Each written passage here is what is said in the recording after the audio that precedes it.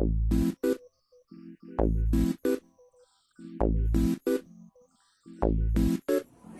dia, irmãos, que a paz esteja com todos, amém? Amém. Glória a Deus. Convido os irmãos a abrir a Bíblia comigo em Salmo 135.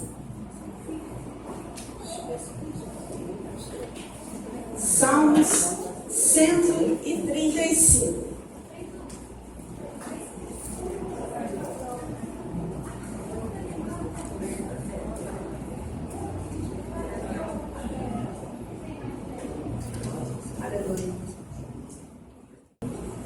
Ele diz assim: louvado seja o Senhor, louvem o nome do Senhor, louvem vocês, servos do Senhor, vocês que servem na casa do Senhor, nos pátios da casa de nosso Deus, louvem o Senhor porque Ele é bom, celebrem o seu nome amável com música, amém? Que essa manhã nós possamos fazer isso, louvar ao Senhor, que Ele é bom, a sua misericórdia dura para sempre, e Ele está conosco dia após dia, cuidando de nós, cuidando da nossa família, estando ao nosso lado, nos livrando de todo mal. Que nessa primeira oração você possa ter uma oração de agradecimento ao Senhor, porque até aqui o Senhor nos ajudou, amém? Santo Deus, Pai Todo-Poderoso, em nome de Jesus, eu quero te agradecer, Senhor, pela vida de cada irmão e irmã que está aqui neste lugar, Senhor. Que nessa manhã a Tua presença seja poderosa no nosso meio, que o Senhor venha falar conosco e faça a Tua vontade aqui. Queremos te entregar o nosso melhor, Senhor. Queremos te louvar, te agradecer e te engrandecer, porque o Senhor é maravilhoso nas nossas vidas, Senhor. Toma a frente desse culto, ó Pai, e faça a Tua vontade no nosso meio, em nome de Jesus.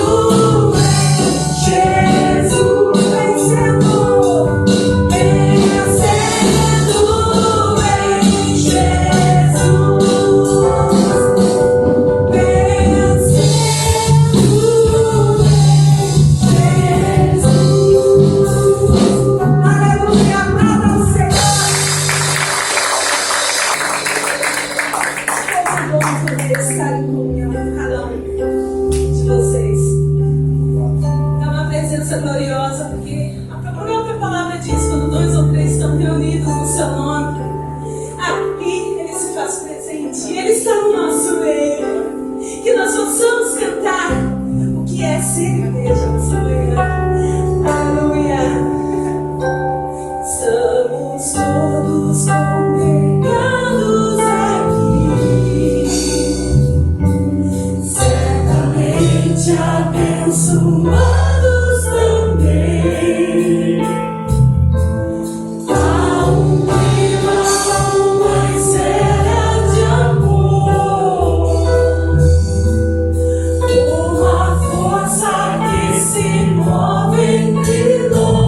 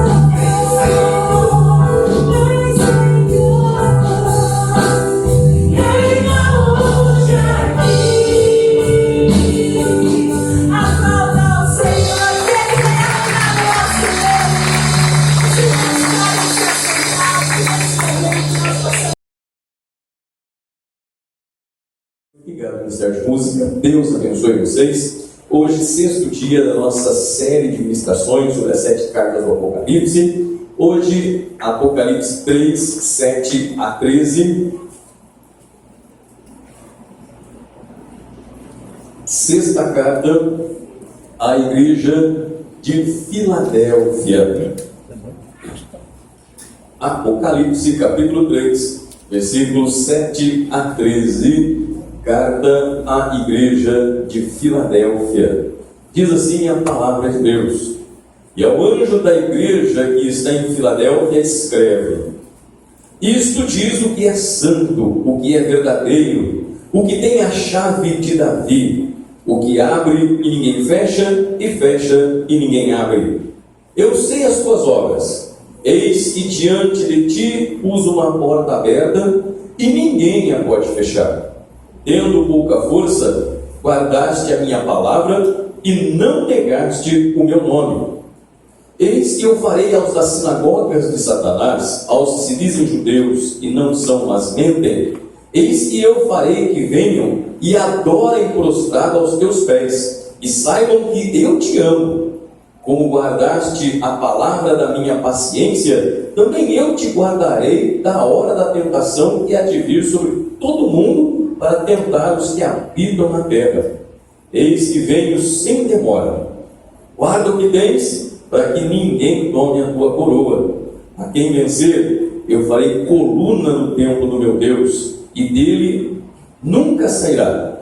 E escreverei sobre ele o nome do meu Deus, e o nome da cidade do meu Deus, a nova Jerusalém, que desce do céu do meu Deus, e também o meu novo nome. Quem tem ouvidos, ouça o que o Espírito diz às igrejas. Feche os teus olhos, recline com a cabeça.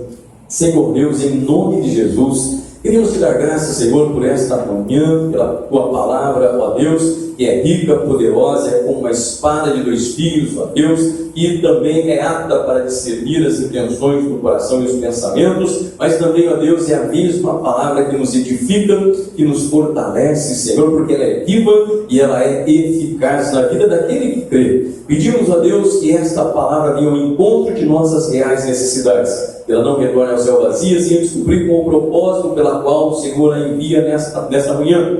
Fala conosco, ó Deus, de uma maneira muito especial, pela ação do Teu Espírito Santo, é o que nós te pedimos e agradecemos, em nome de Jesus. Amém. Graças a Deus. Irmãos, conforme eu vou lendo essas cartas, eu começo a imaginar a realidade dessas igrejas. É o que essas igrejas estavam vivendo, enfrentando, passando. E de repente recebe uma carta. É uma carta de João, e essa carta dirigida especificamente para aquela igreja que estava vivendo uma situação muito específica, muito pontual. E apesar do conteúdo da carta, a princípio ser dirigida a uma igreja histórica, num tempo determinado da história, num local geográfico determinado, mas o seu conteúdo, a inspiração do seu conteúdo, a importância do seu conteúdo, ela teria valor para qualquer igreja, em qualquer tempo e em qualquer época. Eu começo a imaginar a vivência dessas igrejas e um Cristo ressurreto que eles não viram, dirigindo a eles uma carta. Aí você fala: nossa, pastor, como seria receber uma carta como essa? Nós já estamos lendo essa carta que ele deixou às igrejas. Amém? Nós estamos lendo essa carta que ele deixou para a igreja, dizendo o que ele pensa sobre a igreja, o que ele deseja desta igreja e o que ele deseja para a igreja realizar na igreja. E sempre, por mais que a igreja seja repreendida, como a última carta que nós vimos semana passada, da igreja de Esmirna, uma igreja que recebe, Tiatira, desculpa, né? A igreja que recebe muitas críticas, duras críticas da parte dele. Mesmo assim, sempre há um convite para a mudança, para uma reconciliação e também uma promessa para os vencedores. Sempre uma promessa para os vencedores. E isso é importante a gente destacar. A promessa, ela não é para todos, mas é para todos que vencem, é para todos que permanecem, é para todos que dão ouvidos a esta carta, crédito a esta carta. E aí então as promessas se cumprem e se realizam na vida daqueles que creem. E hoje nós vamos falar sobre a carta, uma das cartas mais fofas, né? Uma das cartas mais lindas, uma das cartas onde o Senhor Jesus rasga elogios para uma igreja que vivia uma situação muito complicada, como a igreja de Pérgamo, né? Assim como a igreja de Pérgamo, assim como a igreja de Esmirna, igrejas que sofriam algum tipo de pressão social, de perseguição social. É interessante que a carta mais dura é a igreja que não sofria perseguição nenhuma. A carta mais difícil de digerir, a mais dura repreensão, foi justamente dirigida a uma igreja que era bem vista na sociedade. Interessante isso, né? A carta mais dura foi a igreja que mais tinha um convívio social positivo, muito bom. Uma igreja respeitada, afamada, que tinha boa fama na sociedade, mas tinha uma má fama com Deus. Tem fama de que vives, mas está morta. E essa igreja perseguida, igreja maltratada, mas uma igreja fiel ao Senhor Jesus. E é um pouquinho sobre esta igreja, que apesar das perseguições, elas sofreram, suportaram pacientemente tribulações e perseguições por amor a Cristo. Se mantiveram fiéis, mesmo sendo perseguida, mesmo passando por tribulações, se mantiveram fiéis ao Senhor Jesus. E portanto Jesus fala com essa igreja, se revela a essa igreja e diz algumas considerações positivas para essa igreja. Como é que Jesus se apresenta para essa igreja? Ele se apresenta como aquele que é justo, como aquele que é verdadeiro, né? Como é que ele diz aqui? Como que é santo, verdadeiro, e aquele que tem a chave de Davi. E abre e ninguém fecha, e fecha e ninguém abre. Ou seja, Jesus se apresenta como o ser divino que ele é. Ele se apresenta como uma pessoa justa, uma perfeita justiça, e também ele se apresenta como aquele que é o cumprimento de todas as promessas do Antigo Testamento. Por que ele é divino? Porque ele diz, assim diz aquele que é santo. E no Antigo Testamento, principalmente no livro de Isaías, Deus é sempre dito que ele é o santo. Assim diz aquele que é santo. Isaías 6,3 diz que Isaías vê um trono no céu, e o que está sentado sobre o trono é reverenciado por serafins que voam sobre ele, dizendo: Santo, Santo, Santo é o Senhor dos exércitos, toda a terra está cheia da sua glória. E agora o Senhor Jesus, que antes se apresentava como Filho do Homem, se identificando conosco, agora ele realmente se abre dizendo: eu sou o Santo, eu sou o Ser Divino, eu sou o próprio Deus. Assim diz aquele que é santo e aquele que é verdadeiro.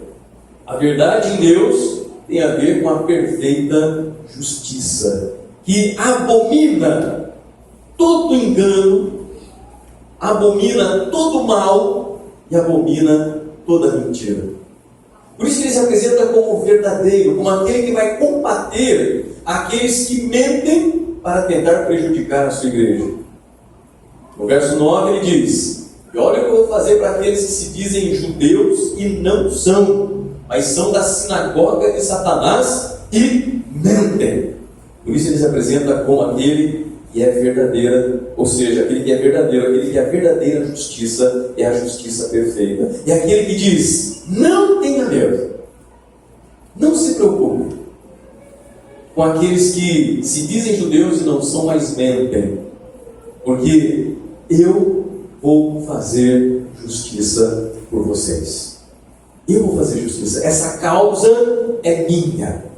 Essa causa é minha. Vocês que guardaram a minha palavra, não negaram o meu nome, guardaram a palavra da minha paciência, fiquem em paz, fiquem tranquilos, porque vocês não vão ficar sem proteção, sem recompensa, sem a minha ação sobre a vida. e aquele que é o cumprimento de todas as profecias. Ele se apresenta como aquele que tem a chave de Davi. E você fala assim, mas pastor, que profecia é essa? Está lá em Isaías. Eu até marquei aqui, você não precisa abrir se não quiser, Isaías 22, verso 20 a 22, diz assim, Isaías 22, 20 a 22. E será naquele dia que chamarei a meu servo Eliaquim, filho de Ilquias, e revesti-lo-ei da sua túnica, e esforçá-lo-ei com o seu talabarte, e entregarei nas suas mãos o teu domínio, e será como um pai para os moradores de Jerusalém e para a casa de Judá, e porei a chave da casa de Davi sobre o seu ombro, e abrirá, e ninguém fechará, e fechará, e ninguém abrirá. Quem era Ilquias? Ilquias, ele foi colocado como uma espécie de administrador, como um primeiro-ministro do rei Ezequias, um dos melhores reis que Judá teve, um dos reis mais preocupados em ser fiel a Deus. É o mesmo que Deus deu 15 anos a mais de vida quando ele estava à beira da morte. E ele coloca como um dos seus principais representantes, administradores do reino, a Ilquias. E a Bíblia, que o texto que nós lemos, Deus diz que colocaria a autoridade sobre ele, daria um grande poder sobre ele, e pelo fato dele administrar o reino, Deus o colocaria como pai de toda a nação de Israel, pelo sentido de cuidado da nação, e colocaria sobre o seu ombro, porque a chave era presa, numa espécie de fita, de tira sobre a roupa, era colocada a chave, e colocarei sobre os seus ombros a chave da casa de Davi, e a porta que você fechar, ninguém abre, e a que você abrir, ninguém fecha. Jesus, então, como Ilquias, passa a ser uma espécie de tipo, de representação de Jesus no Novo Testamento. Aquele a quem Deus deu toda a autoridade no céu e na terra, Mateus 28, 18. Eis que me é dado todo o poder no céu e na terra. Ele tem todo o poder. Amém? E se Jesus tem todo o poder, irmãos, por que a gente tem medo? Se ele tem toda a autoridade, todo o poder, todo o controle total sobre tudo, por que a gente tem tanto medo? Principalmente, motivado mais por superstição do que por ensinamento bíblico, de mandingas espirituais, de coisas espirituais. Eu me mudei, eu não sabia, mas perto de casa tem um terreiro. Ore por mim, que eu estou com medo. Primeiro você precisa ter medo de um bandista, do pessoal do candomblé, da religião jurema, Xangô. Primeiro, você está com medo. Primeiro, são pessoas ruins, são pessoas más. Segundo, não são pessoas que elas só pensam em fazer mal para a gente. Tem mais do que se preocupar também. Tem a sua vida, tem a sua família, tem o seu trabalho, tem os problemas familiares, problemas financeiros, problemas de criação de igualzinho a nós. Igualzinho. Não precisa ter medo, não. Não é, pastor? Medo. E agora, o que eu faço? Faz amizade, ora por eles, intercede, seja educado. Nós vamos se convidar para eu jantar lá. Leva a sobremesa. Não vai lá de chupinho, ou pelo menos um refri, para ajudar. Ai, meu Deus do céu, será que esse frango é da encruzilhada?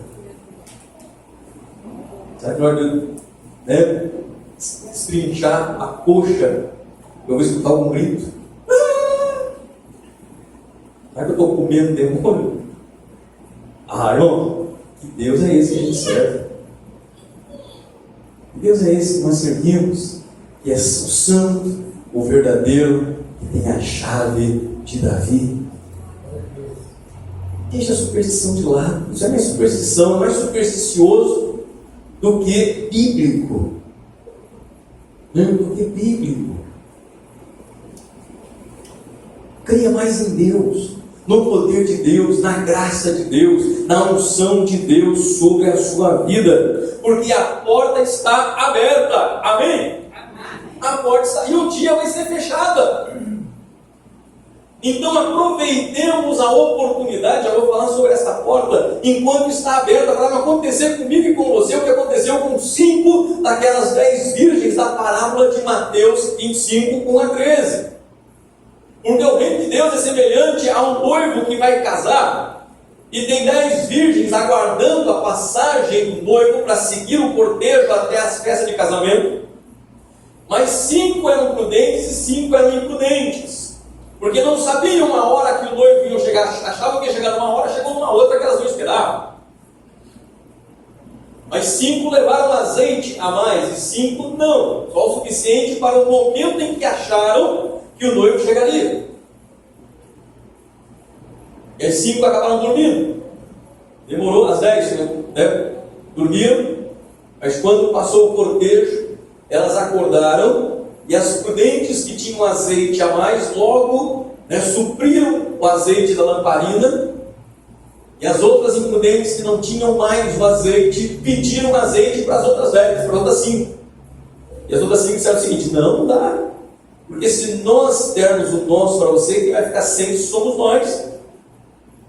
E elas tentaram correr para ver se estava a tempo de achar mais azeite.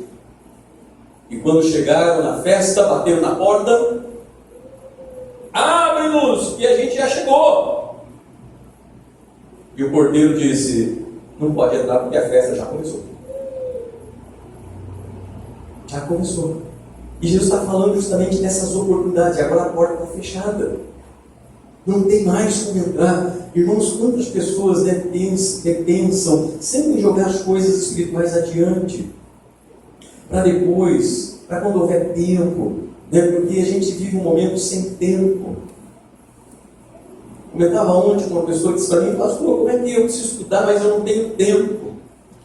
Eu falei: o tempo nós temos que criar e gerar o tempo. Você não tem 15 minutos por dia para fazer isso? 15 minutos todo dia, de segunda a sábado. 15 minutos. Será que você não consegue parar por 15 minutos? Falei: você vai ver que quando você conseguir parar por 15 minutos todo dia, de segunda a sábado, vai virar 20, vai virar meia hora, vai virar 1 hora e talvez até mais. Porque o tempo é nós que fazemos. A Bíblia diz: remindo o tempo, administrando o tempo. Salmo 92, verso 12 diz que nós devemos pedir para Deus nos ensinar a controlar o tempo, ter controle sobre o tempo de vida que nós temos. Ensina-nos, Senhor, a contar os nossos dias, a fim de alcançarmos sabedoria. Aproveitar o momento de vida para tirar proveito dele e crescer espiritualmente, intelectualmente, com sabedoria e entendimento. Ensina-nos a administrar o tempo, para ter aquele momento de reflexão, de crescimento, de desenvolvimento, de pensar sobre as coisas importantes, deixar um pouquinho as coisas, outras coisas de lado, porque uma hora essa vida vai acabar, e fazer como Salomão não dá certo, né? Como Salomão, que olha para trás e diz que não teve contentamento. Salomão. Aí você fala assim: nossa, mas foi um cara mais rico, mais poderoso, mais influente, né? Provérbios, Eclesiastes diz que ele realizou todos os sonhos do seu coração, tudo que uma pessoa teriam condições de realizar, Salomão realizou lá em Eclesiastes. E depois que ele fala o seguinte: olha, depois que eu consegui tudo que o meu coração desejou, sabe o que eu descobri? Tudo era vaidade. Tudo era vaidade. Eu esqueci do mais importante. Eu esqueci de Deus. E se eu esqueci de Deus, eu esqueci realmente do que era importante na vida, e tentei me cercar de coisas bonitas, jardins, palácios, prazeres, música, arte, me cerquei de um monte de coisas e esqueci do mais importante. E agora, quando eu olho para trás, não tive contentamento na minha vida. Eu só fiquei preocupado em satisfazer minha vontade, meus prazeres momentâneos e passageiros. Uma hora uma coisa, outra hora a outra. Se a porta é o símbolo da oportunidade da igreja, a chave é a autoridade de Jesus sobre a nossa vida. Amém? A porta é a porta da salvação. Mas eu quero que você entenda algumas coisas em relação a isso. Jesus diz para a igreja: eis que diante de vocês eu coloquei uma porta aberta e ninguém pode fechar. O tempo é pretérito, eu já coloquei, eu pus uma porta aberta, já foi aberta no passado e ela continua aberta no presente. E por causa disso, diz o autor aos Hebreus, capítulo 10, versos 19 e 20, que nós temos livre acesso à presença de Deus por um novo e vivo caminho aberto mediante o sangue de Jesus. E por isso nós podemos entrar diante dele com inteira certeza de fé. Amém? Podemos entrar na presença dele. Eu não posso, mas não pode. Entrar na presença de Deus por um novo e vivo caminho aberto pelo sangue do Cordeiro. Irmãos, eu assim, às vezes eu tento entender ou me autocompreender dizendo: será que eu tenho real consciência disso? Será que eu tenho real consciência disso, que eu tenho acesso ao trono de Deus pelo sangue de Jesus, porque Ele abriu um novo e vivo caminho? E se eu entrar com inteira certeza de fé dentro do meu coração, eu serei recebido, eu serei atendido, Ele me receberá no seu trono. A metáfora é de alguém, de um súdito que precisa do favor do rei, e um rei que dificilmente atende. Mas no nosso caso, como Cristo é o nosso porta-voz, é aquele que havia uma pessoa que levava as pessoas até o rei. Então o rei dizia: hoje eu não atendo ninguém. Então essa pessoa responsável pela condução das pessoas até o rei, ele sabia quem podia e não entrar, dependendo da posição social. Ele sabia quem o rei atenderia e quem o rei não atenderia. Então ele fazia uma triagem. Mas tinha dia que o rei não podia atender ninguém, ou no dia que ele atendia: quem é você? Ah, você falou tal, qual é o seu problema? Ah, o meu problema é esse. Ah, o rei não está atendendo hoje não. Mas a Bíblia diz que o nosso Senhor, o nosso mediador, Ele não faz isso. Todos aqueles que chegarem até Ele, de maneira nenhuma, Ele lança fora. É isso que Ele diz. Porque todo aquele que vem até mim, de maneira nenhuma, eu digo, vai embora. Ele não. Eu vou conduzir até a presença dele. Até porque eu estou junto com ele. Eu estou lá e eu vou interceder em seu favor.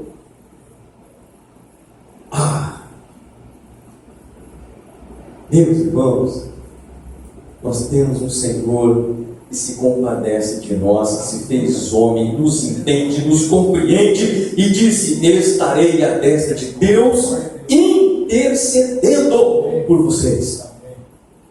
O que é interceder? Eu vou estar no meio, eu vou te representar. E você acha que o Deus, o Pai, vai rejeitar a intercessão do seu filho?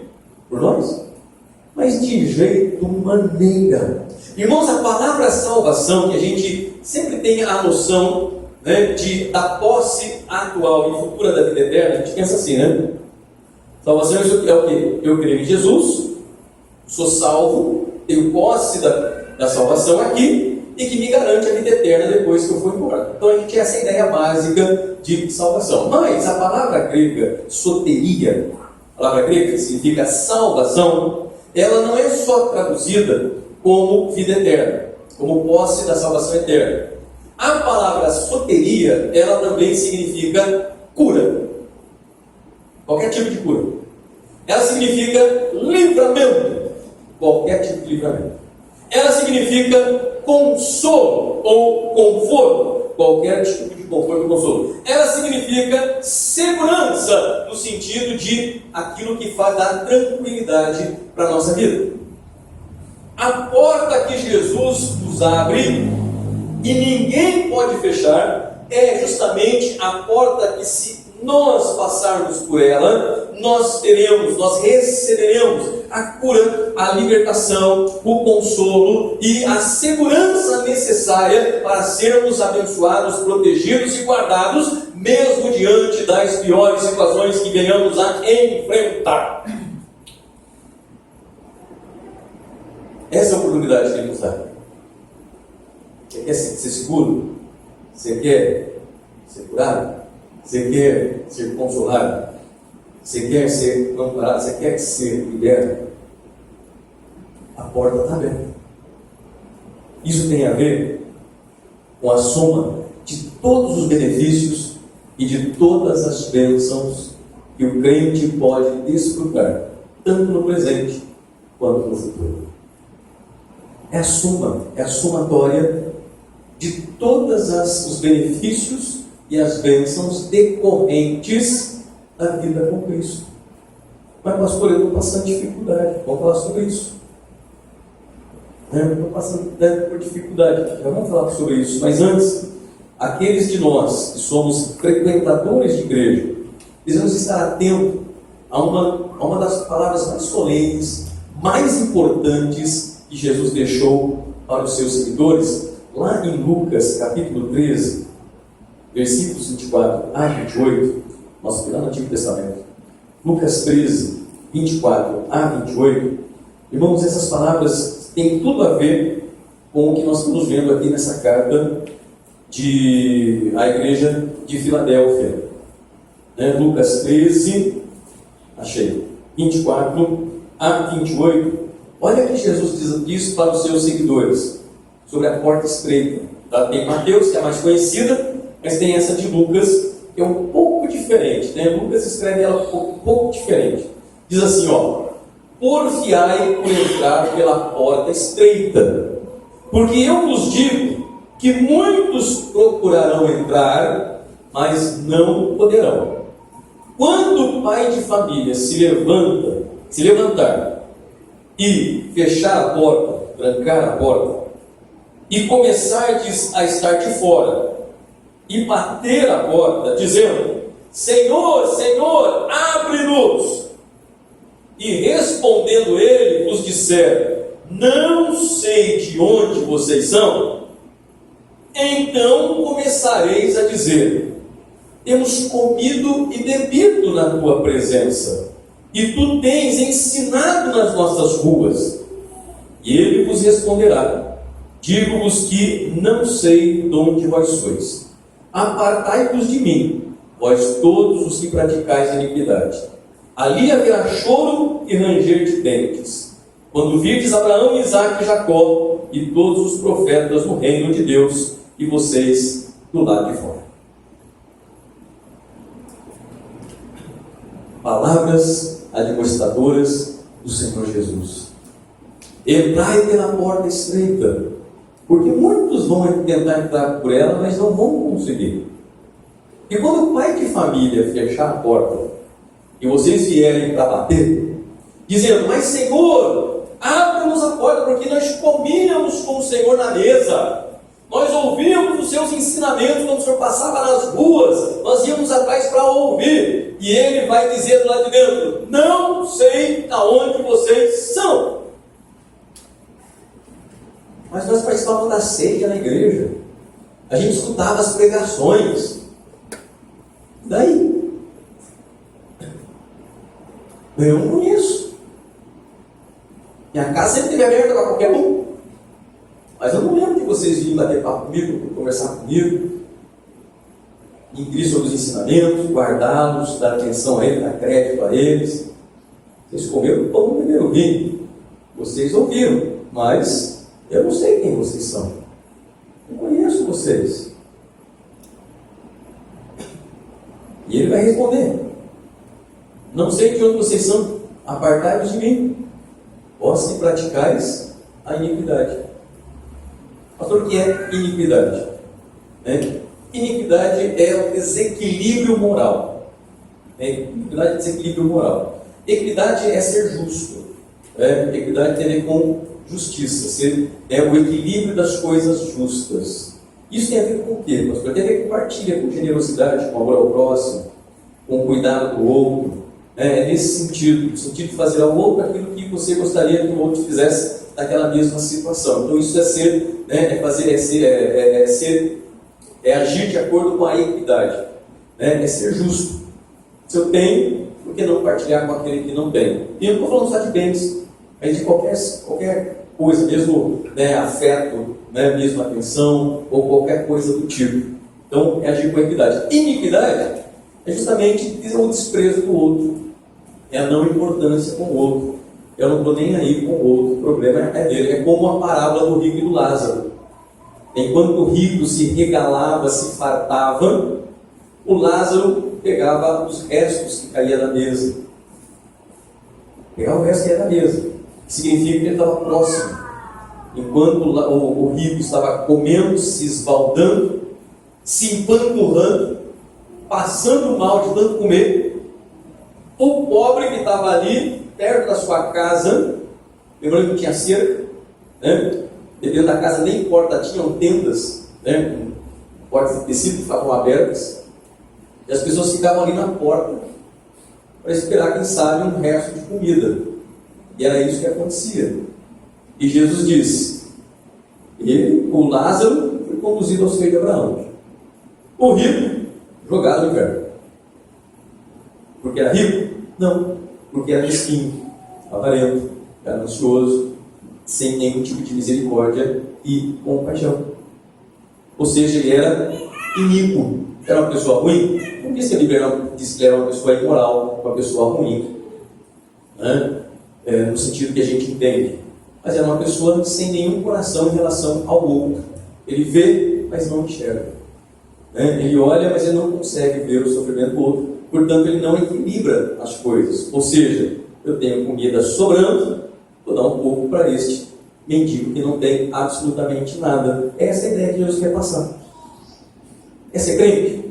Dá um pouco de comida se você tem a mais. Quer ser crente? Dá um pouco d'água se você tem condições de dar um pouco de água fresca.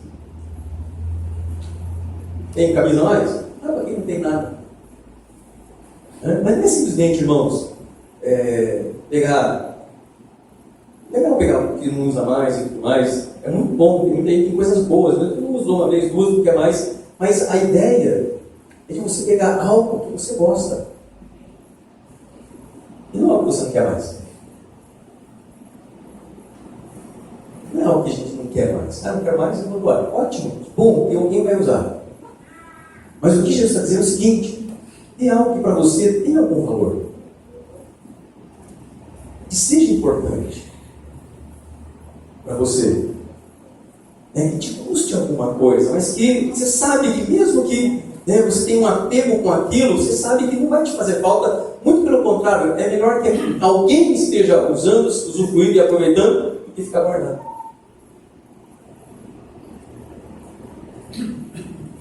Por isso que Jesus fica encantado com aquela viúva pobre. E a gente entende errado aquele texto. Não tem problema, de ser um pouquinho só, mas se for de coração. O dela, um pouquinho, era tudo que ela tinha. Os que davam muito, Jesus deixa claro, eram sobras. Não faria falta alguma. Dentro do montante, não era nada do que tinha. Muitos ricos davam muito, mas era o que sobrava, disse Jesus. Ou seja, que ou não, para eles é um troco de pão. Mas para aquela viúva, e dependia muitas vezes de favores, de esmolas, de ajuda dos outros, era tudo. Ela não tinha mais nada. Mas a sua fé era tão grande por Deus, a sua confiança em Deus era tão grande, que Deus iria suprir a sua necessidade, que ela pegou tudo o que ela tinha, 2 míseras moedas, e Jesus viu. Jesus estava ali, sentou na porta do templo para ver como as pessoas entregavam suas ofertas. Jesus sentou, vamos supor que aqui é a caixinha, né? Sentou do ladinho, ficou observando e chamou os discípulos assim, ó, ficou olhando. Vocês viram? Nossa, Senhor, tem gente aqui, ele viu, e até elástico a segurar o bolo. Você viu a roupa, você percebeu que pela vestimenta, pela postura, pela carruagem, pelos servos, pelos camelos, que aquilo não era nada em decorrência daquilo que tinha. Mas vocês viram aquela viúva? Ela não mais do que todos os outros. Porque o olhar de Deus, como nós já vimos, é diferente do nosso. A igreja enfrentava muita oposição. 3 oposições que a igreja enfrentava, meus irmãos. Primeiro, era uma igreja fraca, tendo pouca força, disse Jesus. Tendo pouca força, guardaste o meu nome. Não negaram o meu nome. Era uma igreja fraca, não espiritualmente falando. Mas provavelmente ou era uma comunidade muito pequena, ou composta por uma grande maioria de gente pobre, das classes mais inferiores. Mesmo assim, isso não impediu que ela evangelizasse e trabalhasse para Deus. Não negaram seus ensinamentos, não negaram seu nome, guardaram fiel a sua paciência, ou seja, era fraca socialmente, era pressionada socialmente, não tinha influência nenhuma socialmente, mas era uma igreja que servia a Deus fielmente, e isso agradava o Senhor Jesus. Sofria calúnia por parte dos judeus, igual a igreja de Esmirna. Aqueles são judeus que não são mais crentes, sofriam calúnia. E sobre aqueles, Jesus disse o seguinte: você vai ver o que eu vou fazer com aqueles que te caluniam, com aqueles que mentem para poder prejudicar vocês. Eu vou fazer eles virem até vocês, se ajoelharem e pedir perdão. Aqui. Opa, vou voltar lá. Sabe o que eu falei das sinagogas de Satanás? Versículo 9. Aos que dizem judeus e não são, mas mentem. Eis que eu farei que venham e adorem prostrado aos seus pés e saibam que eu te amo. Mas fica tranquilo. Eles que estão zombando, tirando sarro, caluniando, dizendo mal, mentindo, esculachando, esculhambando, é o mesmo. Deixa comigo. Não precisa você orar, não precisa desejar mal, não precisa ter raiva, não precisa guardar ódio, nem vingança, nem nada do tipo. Deixa com ele. Eu não vou fazer. Eles virem, se ajoelharem, mostrarem perdão e saber que eu amo vocês. Amém? E saber que eu amo vocês. E eu imagino, tá? O texto não deixa isso muito claro, mas eu imagino que esses mesmos judeus que Jesus falou para trazer aos pés de vocês para adorar e reconhecer a própria igreja, a própria comunidade, quem sabe ser evangelizado.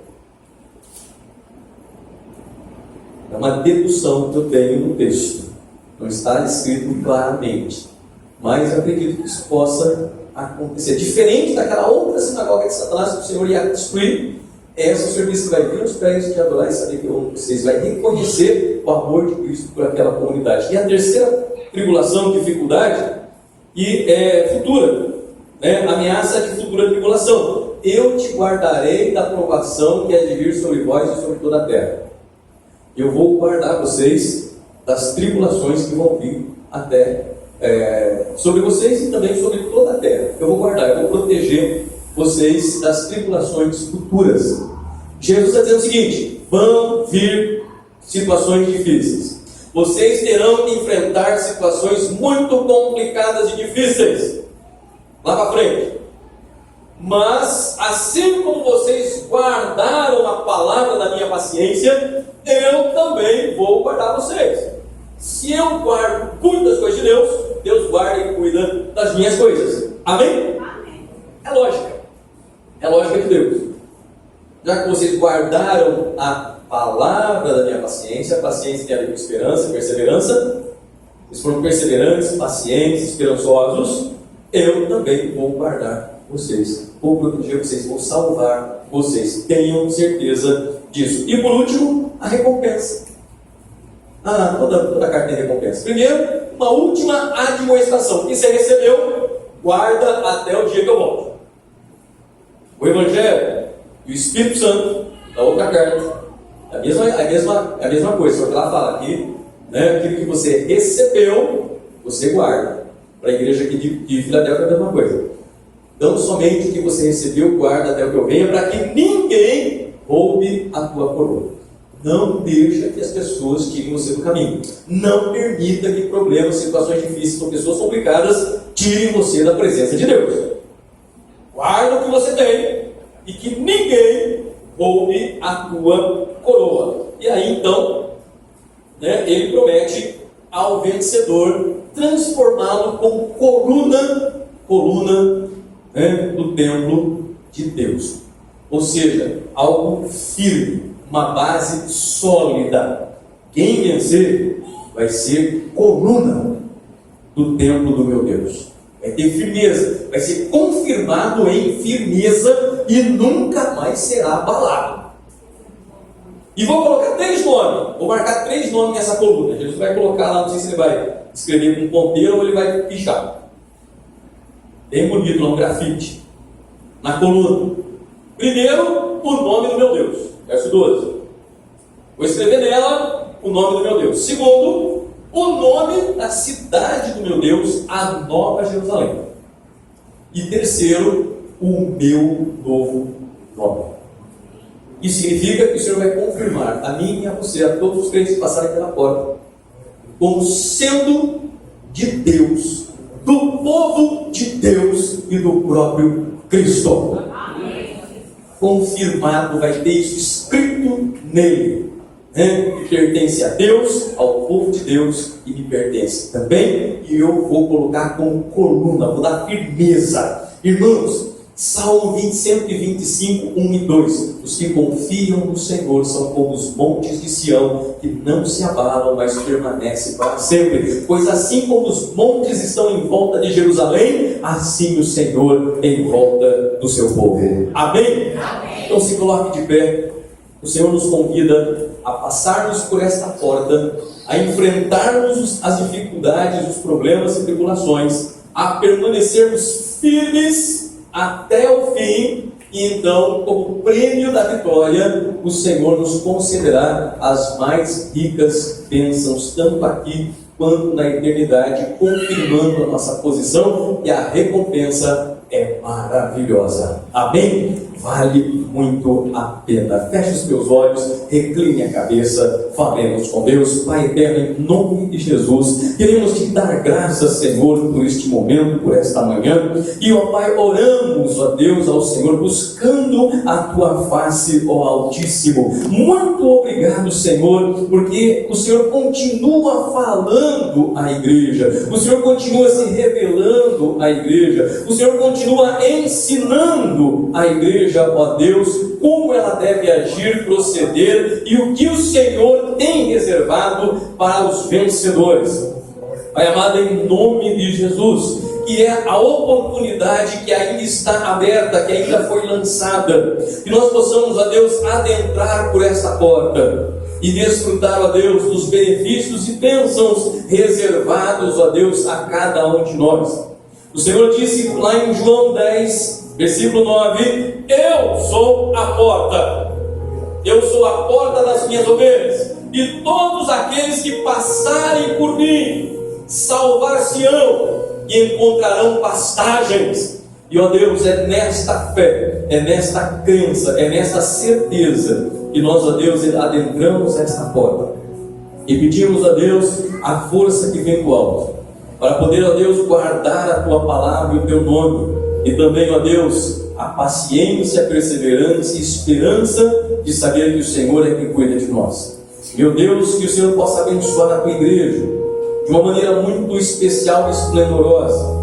Tenha, ó Deus, a certeza, a firme certeza e convicção de que é o Senhor agindo, e operando em suas vidas, trazendo a salvação em todas as suas esferas e dimensões. A salvação no sentido da cura, no sentido do consolo e conforto, no sentido da segurança, no sentido da libertação. Supra, Deus, a necessidade de cada um de acordo com a tua misericórdia e de acordo com a tua vontade. Que os milagres, ó Deus, sejam uma realidade constante na vida daquele que ama, Senhor, estar em tua presença, que busca a tua face continuamente, Senhor, que tem prazer na sua lei medita de dia e de noite, que sejam firmados como árvore plantada junto a ribeiros de águas, que dão o seu fruto na estação certa, cujas folhas não caem, e tudo que fizerem, Senhor, venha a prosperar. É a nossa oração nesta manhã, e também, ó Deus, é a nossa gratidão. Muito obrigado, Senhor, porque a oportunidade já foi lançada. Um dia será tirada, mas que até lá, ó Deus, nós possamos estar firmes dentro dela.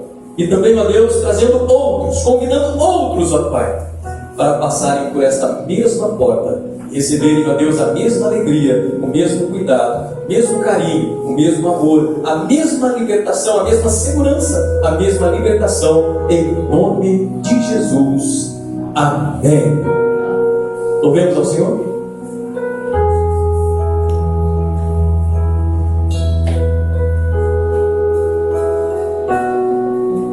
Te vou clamar,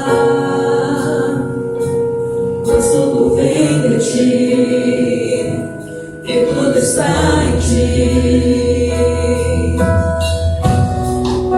Por ti vou caminhar, com essa direção, o sol a me guiar. Tudo pode passar,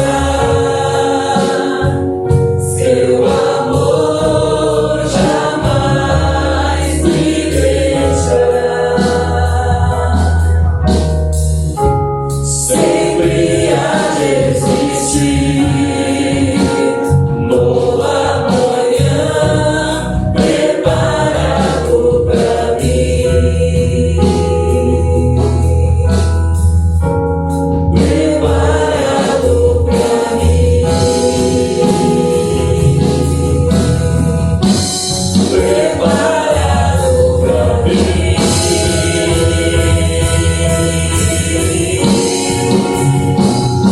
Eu me rendo aos seus pés, és tudo que eu preciso pra viver. Eu me lanço aos seus braços, vou encontro meu refúgio,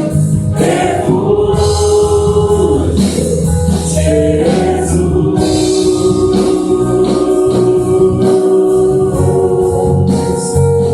Eis-me aqui,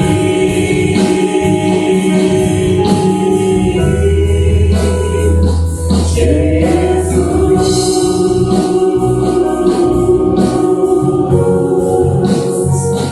Eis-me aqui. Aplauda, glorifique e exalte a esse Deus tremendo, maravilhoso, glorioso e santo. A Ele a honra, a glória, o louvor e a adoração pertence tudo a Ele, em nome de Jesus.